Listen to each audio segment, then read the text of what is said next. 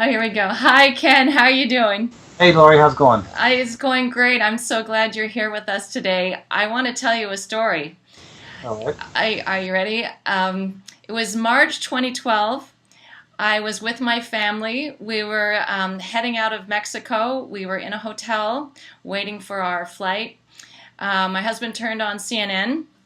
We had just been on the reefs, seeing the reefs, and they weren't in great shape. Lots of algae. My daughter was quite concerned. She was learning to scuba dive, and we saw you on CNN.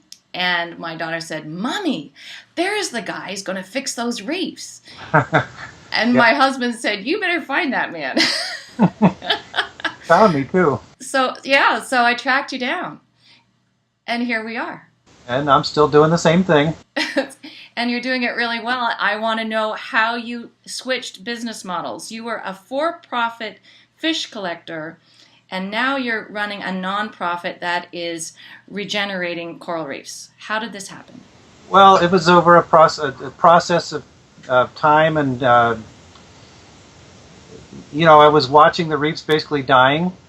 Uh, I was making a living off the reefs, but they were dying, and the fish were not coming back year after year, and it was because the habitat was dead. The corals were dying, and I was just frustrated. I said, I can't watch this. I got to do something about it. And I was looking around and thinking, isn't somebody going to fix this? And people were studying this and studying that, but their mind was not on trying to fix it, and I was thinking we got to fix it. So it's kind of a long story, and I'm not going to go into the long story, but we had a live rock farm, which was one of the products that we sold in the aquarium trade, and I was the first person to farm it on the east coast of the United States.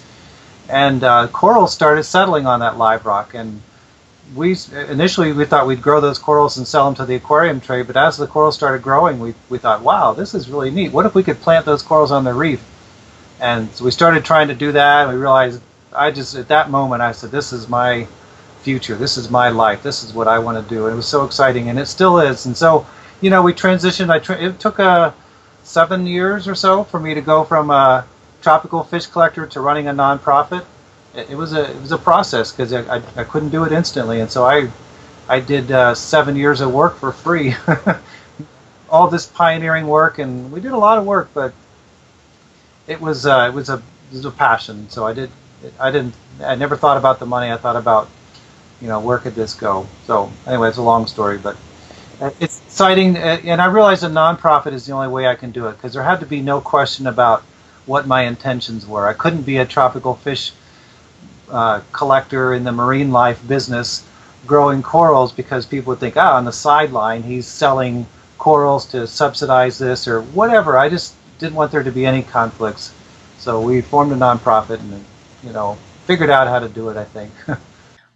Well, they said it couldn't be done, and you did it. So when you actually set up your business, your nonprofit business, because it is your livelihood, right? Yeah. When you set it up, what is the process? Can you walk us through what you do to grow coral? What do you do? Because they say it can't be done. Well, we decided, so our model was, I always thought, how can I do this on a really big scale for a price that can be afforded? And so, first of all, I kind of ruled out growing them on land, because it's expensive. You have to own the land or lease it. You have to have a greenhouse, maybe pumps, electricity. I thought, how can we really do this on a big scale? And so my idea was, what if we could do it underwater, offshore nurseries, and you don't have to rent the space, you don't have to pay for electricity, lighting, pumps, heating, cooling, whatever. What if you could do it in the real world? And there was a lot of good reasons to do it there. And so we kind of stumbled our way forward. I used this Live Rock site as my first nursery site. And since then, we've set up a lot of different nurseries. And so you look for the right area. It has to be somewhat protected, but it doesn't have to be completely protected from storms and surge and currents and things like that. You got to have fairly good water quality. But a lot of the success of any program is you have to have dive support. You have to have a group of people that are divers that are in the area that want to do this. I mean, we just got back from several new setups in the Caribbean, and we have dive people that are interested in making this work. So it takes the right nursery location. It takes finding the right corals, and then it takes the right team to help you make it happen. So what does the team do when they go diving? What do they actually do? So there's the first of all, well, I mean, the team meaning the local people on The volunteers that you need, the divers that you need. So just to backtrack, we set up this nursery. We realized that the best way for this nursery and this program to ever be as big as I wanted it to be would be to engage the dive community, the recreational dive community. Because here's a bunch of people that pay to do this. They'll pay to come diving, and even if they don't, a lot of times we just take them out for free. But here's the group. This is the group we want to work with. How can we develop a program and a system that we can train, essentially beginning divers to do something that's useful and worthwhile?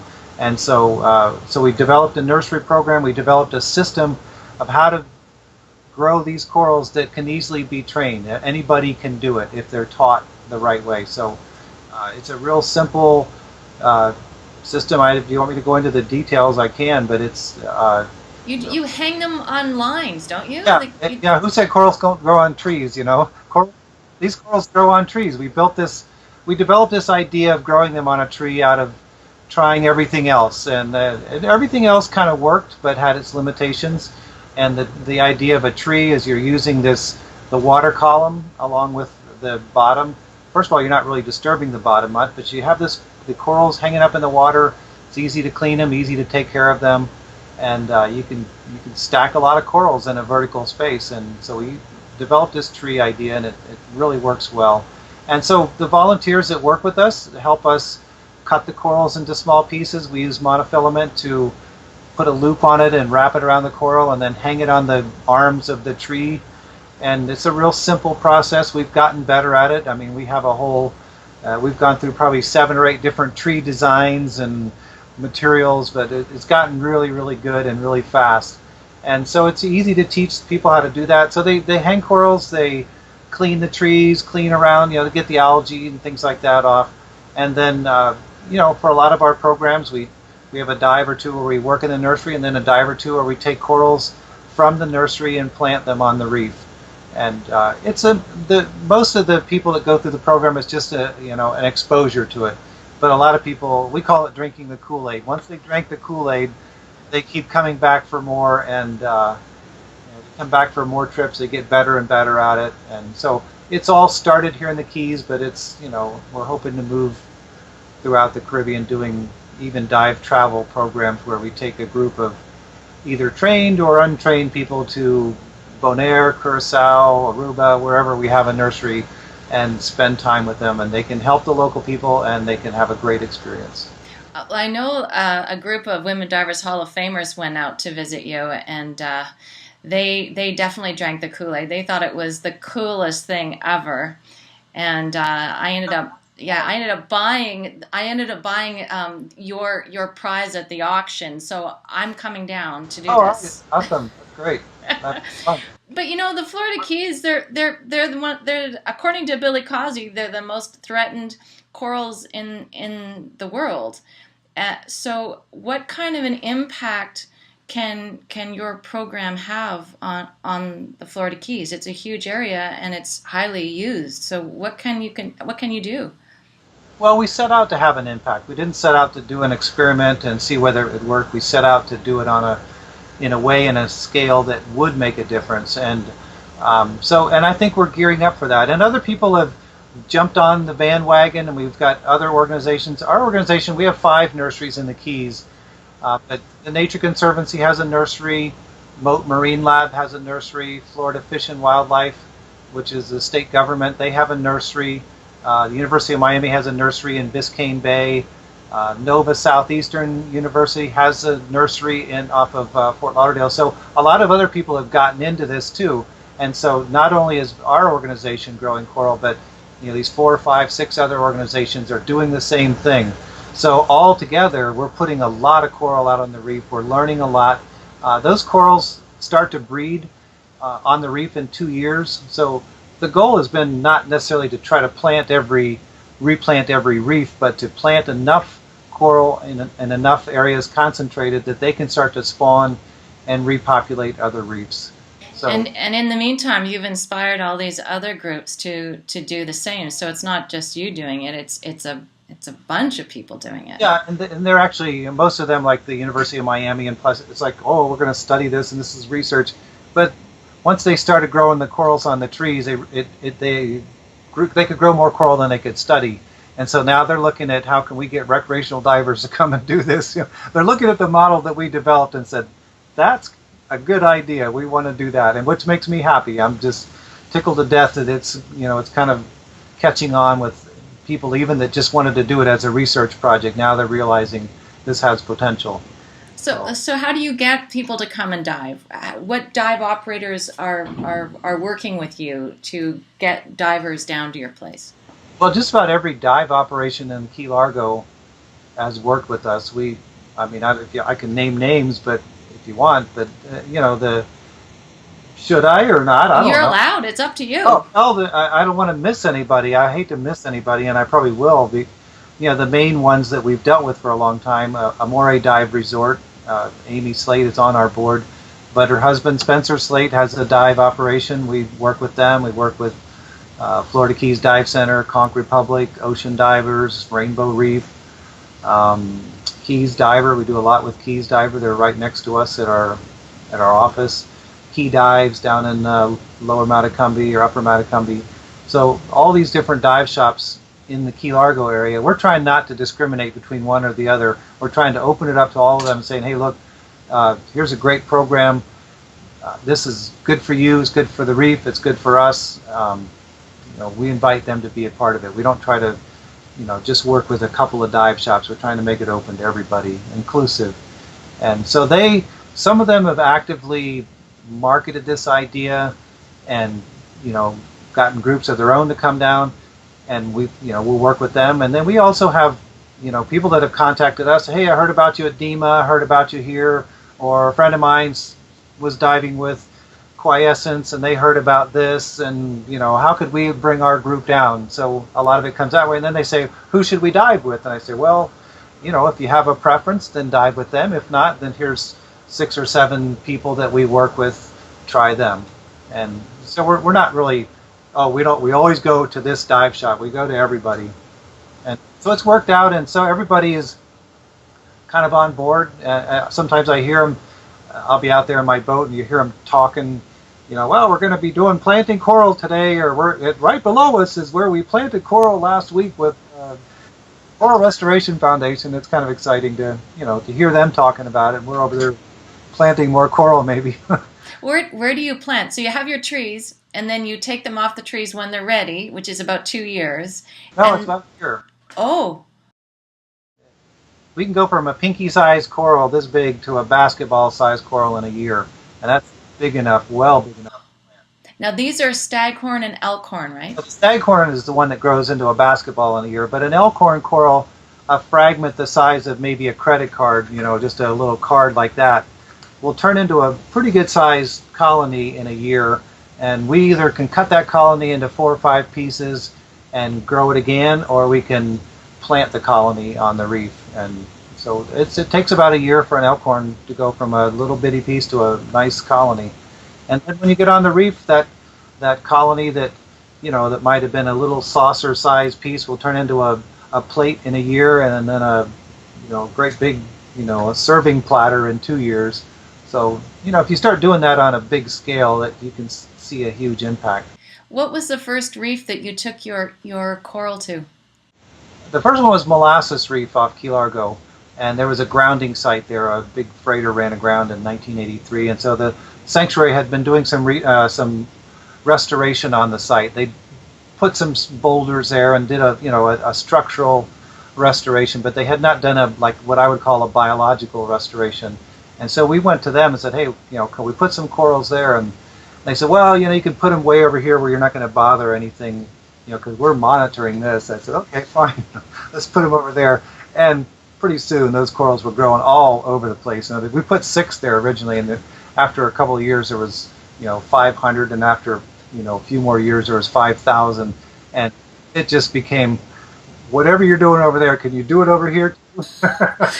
You're not stepping on our scientists' fins anymore. Come over and play with us. Yeah, and I understood what their purpose of their monitoring, and it was all good. But they had got to the point where, okay, we've done our monitoring, we know what's going to go on. Now, could you bring some corals over here?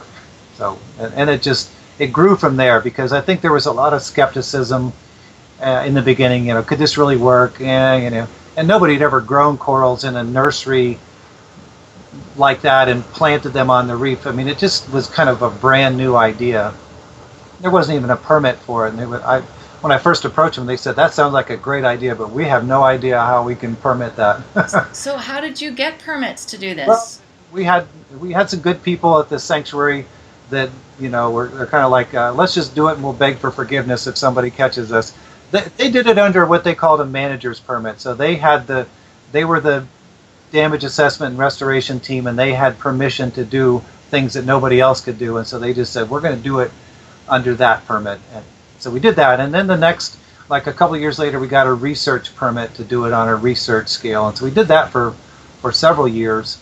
And then just in 2011, we raised the bar considerably, and we kind of crossed an invisible line, and they said, we really can't look at this as research anymore. This is uncharted territory. We were asking to put 100,000 corals on the reef, and they said, this is just, we have to think about this.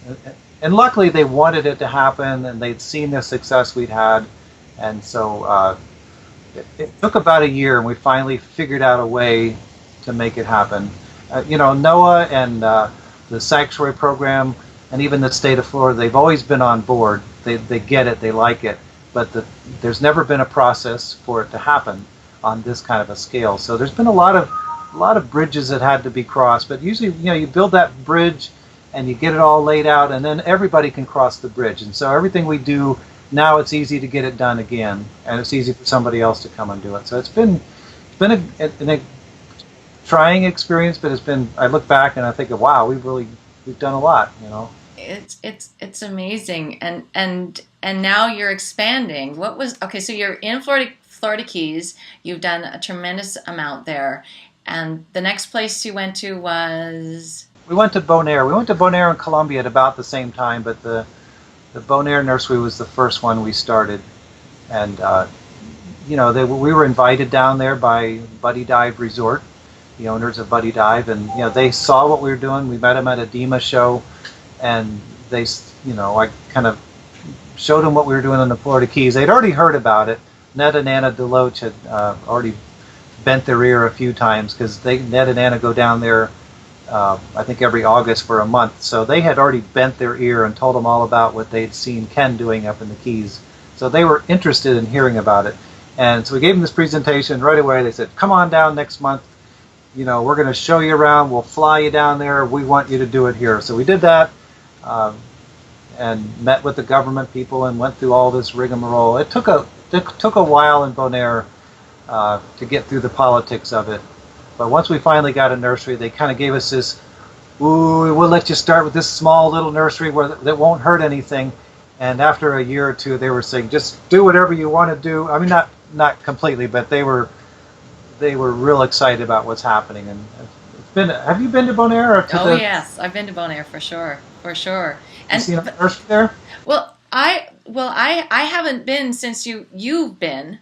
Okay. So I would love to go back and see how you've done it. I've met the dive operator down there. That you needed a key person who drank the Kool-Aid, right? So Augusto is the dive operator down there, and he was the go-between at this DEMA. It's a 2009 DEMA in Orlando, and Augusto, he came over and started drinking the Kool-Aid at my booth and went back to the other booth, back and forth. So he has been the hero down there. He has been just a go-getter, die-hard, make-it-happen kind of guy. And they have a very, you know, high-end, not expensive, but a very great dive business in Bonaire.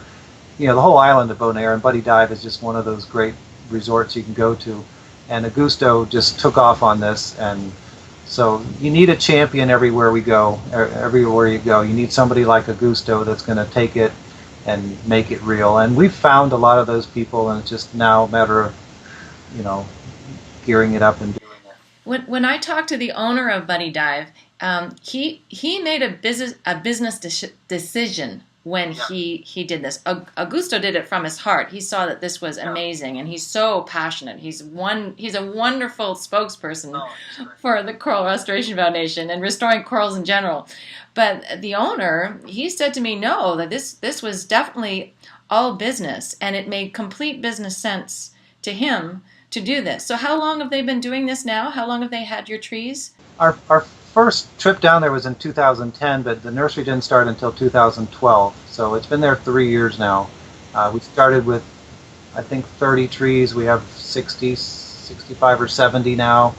8 or 9,000 corals in the nursery. So it's grown considerably, and I think it's going to continue to explode. And it's a business. It cost him money in the beginning, but he saw the value of doing something about their house reef and about the reefs they dive on, and taking control of his future. Because if you don't, then you're just at the mercy of all these other things that are degrading the reefs. And and Bonaire's got a really nice reef system, but it's not immune to the stresses, and it's got its share of problems. The staghorn and elkhorn coral, which are the two main ones we work with, they were beat up really bad in, I think, 1999 by Hurricane Lenny.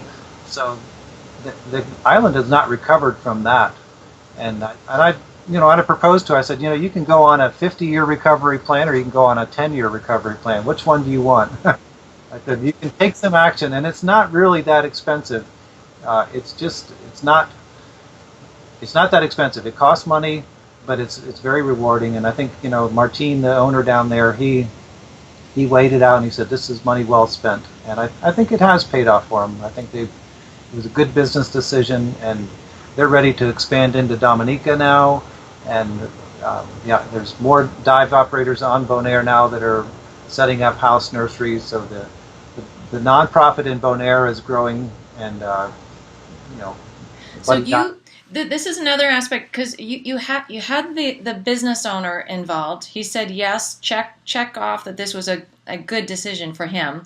You have a champion at the operation that is willing to do the care and feeding of these nurseries, and then you also set up a local nonprofit. So you're not running it out of Florida Keys. This is definitely a local community effort. Is that how it works? That's exactly right. Our thought all along is the best way to do this is the nonprofit mechanism, but also to make it theirs.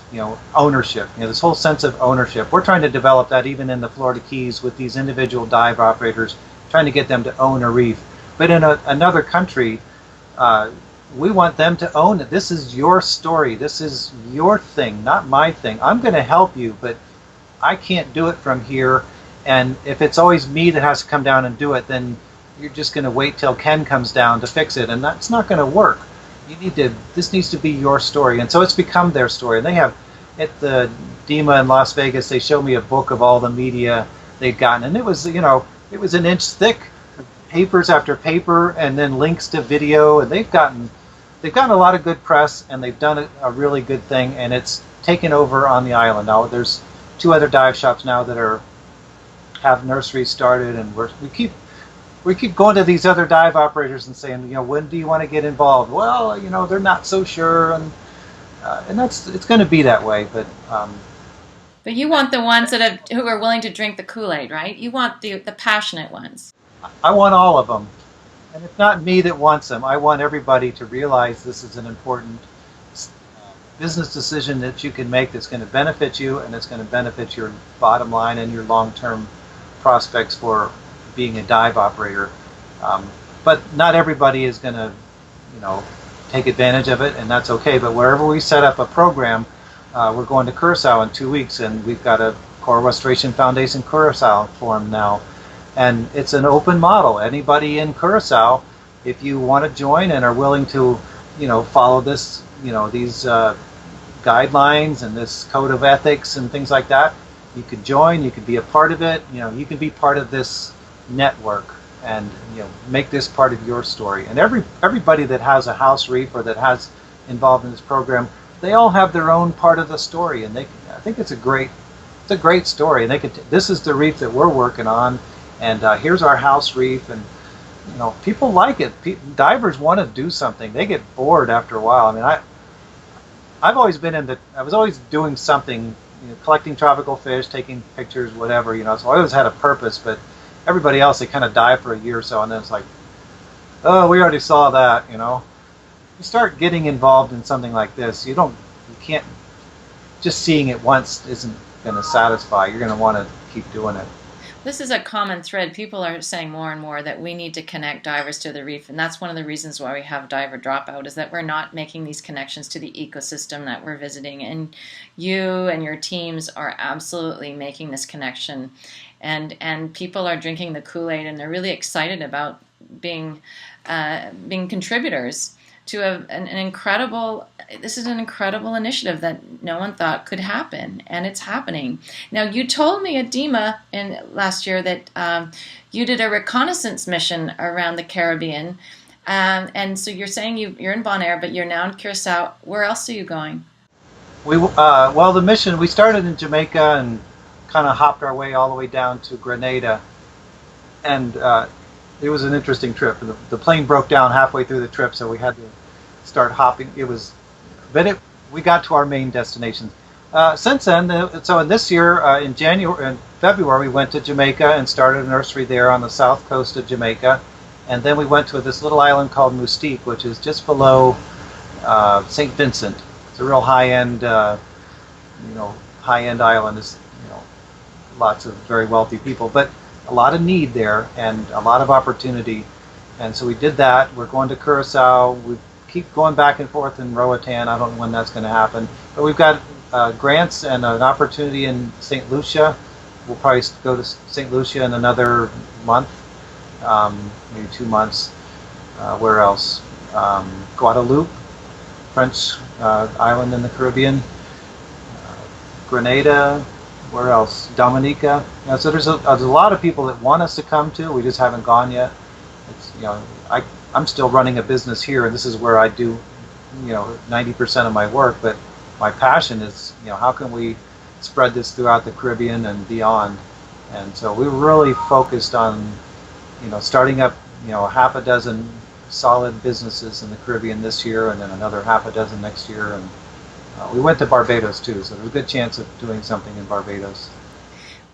What is the coral coverage now in the Caribbean? How much has it degraded over, say, 20 years or whatever the measurement is? Obviously it varied from reef to reef historically, and it varies now. But there was talk of a lot of reefs at 60 and 80% live coral cover. And a lot of those reefs, some of those reefs are down to 2% now. Some are struggling along at 8, 9, 10%. But very few places. Bonaire is probably one of those few places where you still have reefs with 30, 40, 50% live coral cover, or even more, in a very small area. So Bonaire is probably the exception. Curacao is still pretty good, but for the most part, Florida Keys was, I heard, it varied, but somewhere in the upper 20%, maybe 28%, is 6% now, and it's bad. It's really bad, and it seems like a lot of reefs, when you get below a certain threshold, and 10, 15%, it's just really hard for it to ever recover because so many things start working against it. Long story on that, but just so much area for algae to grow and not enough critters to eat the algae, and so it seems to be a downhill, and yet I think it can be turned around, but it's going to take a lot of work. And that's why you're working so fast. We're working, and a lot of if you look at the corals that were lost through the 80s and from the late 70s till now, most of them were the staghorn and elkhorn corals. Those are the corals that are lost, and so if you did a survey through an area that was dominated by elkhorn coral, historically it might have been 70 or 80% live coral. Now it's 1%, and so when you add all these things together, it looks really bad. You can still dive some deeper reefs and they look okay, but the shallow reefs are really bad. So the coral we work with happens to be the ones that live in the shallow reef, and they have the most potential to regrow. They grow fast. People think of hundreds of years to grow a Volkswagen-sized coral. Well, you can grow a Volkswagen-sized elkhorn coral in probably 10 or 15 years. So it's not that long. Some dive operators, you're on the coral list, I'm on the coral list, and some dive operators say that it doesn't really matter what divers see down there. It really doesn't matter because even if these corals are covered with algae, new divers don't know any different, and it's just like, wow, everything is cool for them. So why are we worrying about this? What do you say to those dive operators? I guess I say you better have a good plan B, because plan A is not gonna last you. I think word gets out after a while. If an area just dies off, people aren't going to want to come there. What kind of a dive business is there in Jamaica now? Jamaica's not a main dive resort or destination because the reefs died there, and there's a lot of things going on there. I mean, there's still some okay reefs in Jamaica, but if the reefs died in Bonaire, they'd be out of business. There'd be people. There's still people. All these people coming from a lake in New Jersey or someplace like that, and so they go to the Florida Keys or someplace where the water's warm and clear, and they're as happy as can be. But I think we're getting a more and more sophisticated group of people that want to see a live system, and if it's dead, they're not going to come back. I don't think. It's just there's no future in taking people out to a dead reef. I don't see it. I don't see it either. So I hope yet they're unfortunately, and I think they're short-sighted, but there are a lot of people that don't know the difference between a live and a dead reef, and that's sad. That's always going to be that way. But I would certainly not want to be running a boat out to the dead reef every day and telling everybody have a good time, and you're not in it for the right reason, I guess. I have two specific questions about corals. The first one is, your elkhorn and your staghorn coral, are they more adaptive to climate change, increasing seawater temperatures? I think in general, no. But what we've been doing is going around and looking for the ones that are survivors. So a good example is last year in the Florida Keys, we had a real severe bleaching event. And it was a lot due to the local conditions. We had the most fantastic diving weather for 6 weeks. No wind, sunny, clear, no rain. Everything was great. But that's, when you have that in the summer, it's just deadly to the corals. It just gets too hot. So we had a real bad bleaching event. And so we spent time going from reef to reef to reef in the Upper Keys, trying to figure out what's going on, what's going to live, what's going to die. But are there some corals that didn't bleach? And we found, if we looked long enough and hard enough, you could find either isolated colonies of elkhorn or staghorn coral or fire coral, whatever, that aren't bleaching. You can have 100 corals bleached and then one that's not bleached. And so we were collecting from that one that wasn't bleached and taking that back to the nursery. So we're looking for the winners. We're looking for the corals that can handle those situations. We're looking for the ones that are, you can find a really healthy, beautiful coral colony out there right now that's, could be 20, 30, 40 years old. It's lived through all this disease and heat and cold and all the stuff that killed the other 95% of the corals of that species. And those remaining ones a lot of times are, more resilient or more tolerant of today's conditions. And so if we grow those and replant with these heat-resistant, disease-resistant corals, I think we have a chance to buy some more time into the future. And everywhere we go, we run into the same thing. You find, a reef that you might be a mile of reef and all dead except maybe one section, and that one section, one genetic strain in that section is just, bring on the heat. I love heat. It can handle it. So, it's like a population of people. I mean, there's tall people, there's short people, there's people that die early from heart disease, there's people that live to be 95 years old, and so we're looking for the people that live to be 95 and and grow those in nurseries. Well, so when you plant your coral back on the reefs, you use epoxy and you replant it. How do you make sure that no algae buildup? Because some of these reefs, I imagine they don't have a lot of grazers. I mean, you've got fishing and other things going on. How do you make sure that do you encourage the local population not to, fish on those reefs? Or I know, even the Marine Sanctuary down in the Florida Keys, it has multi-use. So how do you make sure that there are grazers on that reef to keep the algae in check? What do you do? Well, it's kind of a complex problem. In the Florida Keys, the people in general are not fishing the grazing fish. Parrotfish and tangs are not on the. They're actually protected by law. They can collect them for marine life purposes, but usually those are juveniles, and there's restrictions on that. So, and plus those fish don't bite on a hook. You don't throw a hook with a bait on it and have a parrotfish bite it. They just, they're herbivorous grazers. They don't bite and eat shrimp necessarily. I guess they could, but so we're not targeting those fish here. So the fish populations are fairly protected, and then a lot of in the Caribbean, they do catch those fish. They spear them. You're not allowed to spear them in Florida. You're not allowed to trap them. You're not allowed to, basically harvest them for food. So there's some protections. In the Caribbean, that's not the case, and so you have a problem down there. In the Caribbean, the diadema, the black long-spine sea urchins have kind of recovered somewhat in some areas, and those are the main grazers. Those are always the main grazers in the Caribbean. And so, we try to encourage, we also obviously support protecting the grazers, whether it's fish or whatever. We're not going to go into a community, though, and, tell them that they can't fish anymore. We encourage them to review their fishery management policies and things like that, but we're trying to stay out of that business. We support people that do it, but we're trying to get into these places, and if meaning getting in is, oh, those guys are going to close us down if we let them in, we better not let them in. We don't want to do that. I'd rather have a chance, Yeah. And the corals, they don't need that. Once you get them there and get them growing, they can do okay. It's the starting them. That's the hard part. That's the biggest limiting factor is these corals. If they can spawn successfully, they have to have a place for this little tiny coral larvae to settle down and grow. And that's a problem if there's a lot of algae. But if we've planted a nice sized coral there, well, we already beat the odds. We've given this thing a 3 or 4 year head start, and they seem to do okay. What's your next step? Are you going to the Pacific?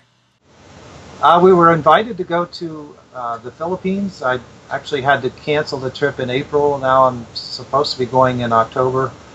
I'm not sure that we're quite ready to go outside of there's a lot of work to do in the Caribbean, but we've been invited there. We've been invited to Kenya.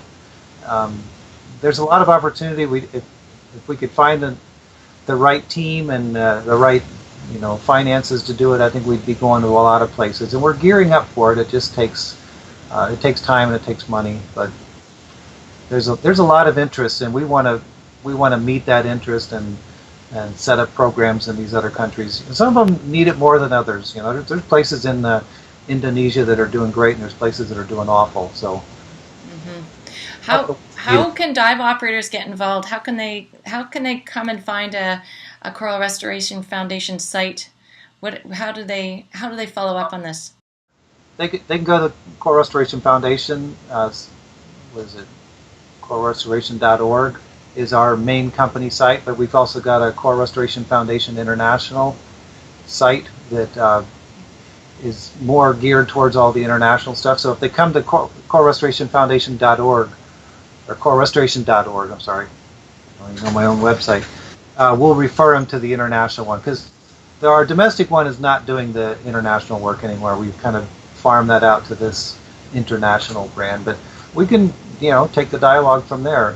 If there's enough interest, especially in the Caribbean right now, because that's where we're working, we'll get there. But we're gearing up and building. I'm training a couple of different people right now that follow me around and trying to clone myself like a coral, so that more of us can be doing it. And it's really an exciting project when you see people like Augusto, and I think we're going to find a few more people coming up real soon that are really ready to do this. You can start sending people like Augusto to places and have them help you set it up. Augusto is going to be in Curacao with us next week, and 2 weeks from now, setting up the nursery in Curacao. So that's it's exciting to have their help down there. They're close. They can help us if there's problems.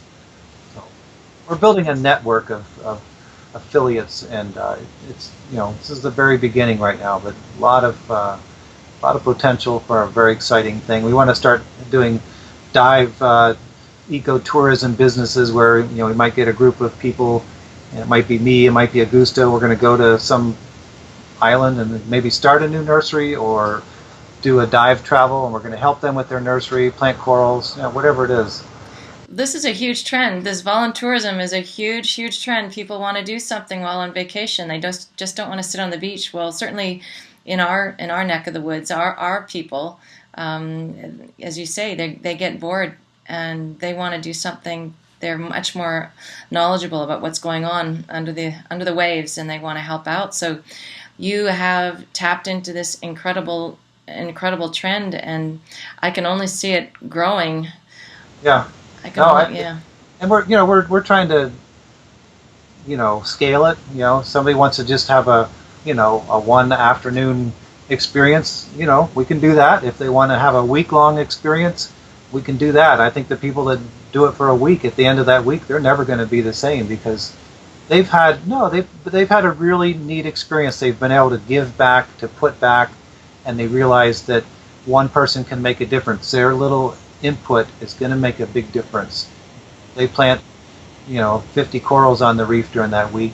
Those corals are going to change that reef. It's just a multiplier, and usually if somebody's done it for a week, they're going to come back for more. And lots of repeat clientele, you're telling me. And there's lots of people my age. They're boomers. They've maybe done their thing and made money, or had this career, and now they're either retiring or they're wondering, what is there to life? There's ways to give back. There's ways to have a more meaningful life, and this is one of those things. This is a great experience, a great way to give back, and great potential to change the course. I like to think to change the course of history, but certainly to change the future of coral reefs, in the Caribbean. There's, we don't deny there's a lot of problems that we're facing and dealing with, but this is one solution that has potential, that I think can buy us a lot of time, and can certainly generate a lot of interest. And also, these people that go through this program, they're all of a sudden more aware. They're aware of the problems. They're aware of the threats. They're a new type of enlightened person, and that's what we need. We need to have more divers demanding, a better experience, demanding that people do something. Let's just take them out there, let them dive on that dead reef. They won't know any difference. We got to put an end to that. Yeah. Well, you are inspiring people to do that. If you're changing people's viewpoints just by having them come out and dive with you, and this, it only ripples out. I can't believe the change since I met you a couple of years ago, and the people now, the buzz about what you're doing is just gone like this. And it also inspires people to do other things. Yeah. And that in itself is huge. But just to do this is huge. So kudos to you, and I hope people will come down and visit you, or find one of the operators that is already involved in planting corals and growing coral trees. And I know the Women Divers Hall of Fame, they drank the Kool-Aid. They cannot say enough about that trip. It just blew them away.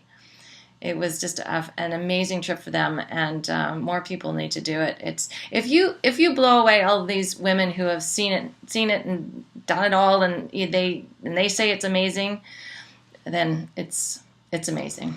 Yeah, and we've had a real interesting suite of people come through here, and it's I don't think even on a really bad day, people have had a great time. They've drank the Kool-Aid. They're different. And so we're really ramping up. We did almost 20,000 corals last year in the Keys. We're going to do over 20,000 this year. Just this week, today's Tuesday. In the next 5 or 6 days, if the weather holds, we're going to plant 800 elkhorn coral as part of a big research project. And if even half of those corals, and I suspect that more than half, I suspect that 80 or 90% will live for 2 years, but in 2 years, if even just half of them are alive, it's going to be unbelievable, the difference on those reefs. Every one of those corals is going to be a serving platter size coral, and all of a sudden now 400 more corals on a reef that didn't have any. It's going to be big, and that's just 1 week of our life down here. We're doing this on a big scale, and there's others doing it too. Augusto and Bonaire, they're planting corals every week now, and it's exciting. It is exciting. Well, thank you for all you do and your team, your dynamic team. And I want to interview your wife, Denise, about sunscreen. That's going to be a very interesting conversation. So I'm going to do that later on in the year. But you have a tremendous support team around you to make this all happen. Everybody is just incredible, and I can see why this is spread out is because you're all so passionate about what you do, and it's infectious. So thank you, Ken, and thank my team too, and my wife. Yes, the team starts with one person's vision, but it requires a team of dedicated people, and I have a very dedicated team, and so it's a lot of fun to work with this team and all of our volunteers and the dive shops that we work with. So it's not just me. It's an idea that's taken hold, and everybody, like you said earlier, a lot of people have great ideas. They just need to act on them. Your idea might not be growing corals. It might be something else. But there's a lot of room for improvement in the dive industry, and a lot of opportunity. And people just need to follow their passions and do something with their life instead of turn the television off and do something. And that's what this summit is all about, is following your passion, which originally apparently we were passionate about the ocean, and we need to follow our passion and help the ocean, and we help ourselves, and you're doing it. So thank you for being on this summit. It's been incredible talk. And it makes a difference. Listen, take care, Ken. So appreciate your time. All right, thank you. Have a great day. You too. Bye-bye.